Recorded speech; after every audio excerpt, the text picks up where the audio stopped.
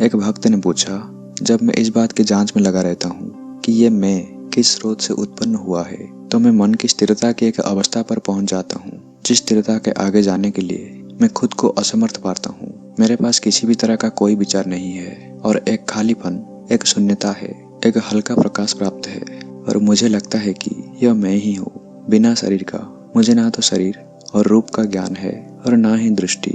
ये अनुभव लगभग आधे घंटे तक चलता है और सुखद होता है। क्या मैं ये निष्कर्ष निकालने में सही हूँ कि शाश्वत सुख यानी स्वतंत्रता या जो भी कोई कुछ इसे कहता है, क्या वो यही है? क्या उस सुख को जारी रखने के लिए अभ्यास को भी जारी रखना था? महर्षि ने कहा, यह मोक्ष नहीं है। ऐसी स्थिति को मनोलय या विचारों की अस्थायी स्थिरता कहा जाता है। मनोलय का अर्थ है एकाग्रता, विचारों की गति को अस्थायी रूप से रोकना। जैसे ही एकाग्रता समाप्त होती है, पुराने और नए विचार हमेशा की तरह दौड़ पड़ते हैं और भले ही मन की यह अस्थायी शांति 1000 साल तक बनी रहे, लेकिन इससे विचारों का पूर्ण विनाश कभी नहीं होगा, जिसे मोक्ष या जन्म और मृत्यु से मुक्ति कहा जाता है। इसलिए साधक को हमेशा सतर्क रहना चाहिए और अपने भीतर खोज करनी चाहिए कि यह अनुभव किसको हुआ है, कौन इस सुखद अनुभव का एहसास करता है। इस खोज में असफल होने पर वो लंबी समाधि या गहरी नींद में चला जाएगा।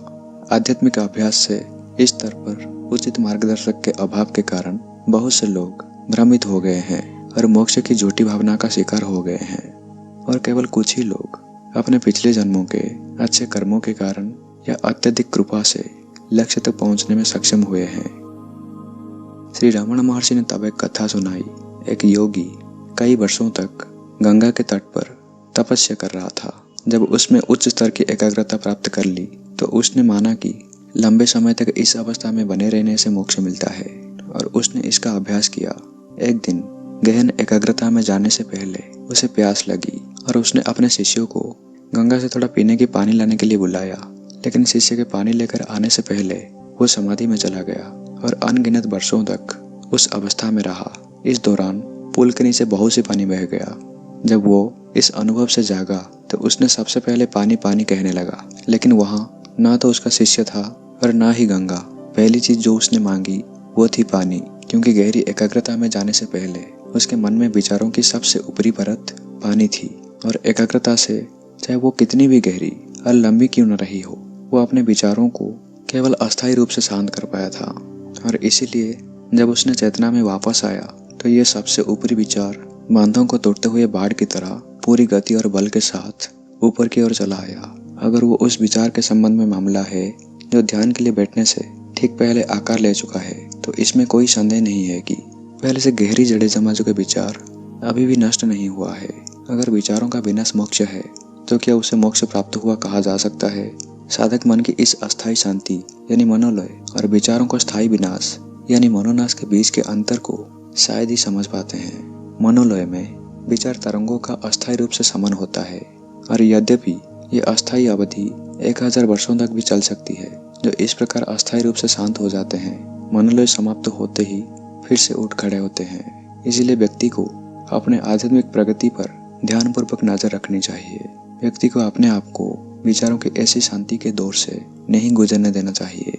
जिस क्षण उसे इसका अनुभव होता है, उसे चेतना को पुनर्जीवित करना चाहिए और अपने भीतर ये पूछना चाहिए कि वो कौन है जो इस शांति का अनुभव करता है।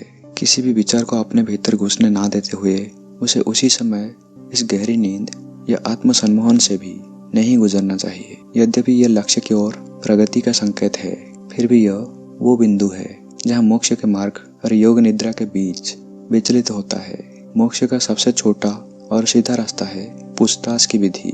ऐसे पूछताछ से आप विचार शक्ति को तब तक गहराई तक ले जाएंगे जब तक कि वो अपने स्रोत तक ना पहुंच जाए और उसमें विलीन ना हो जाए।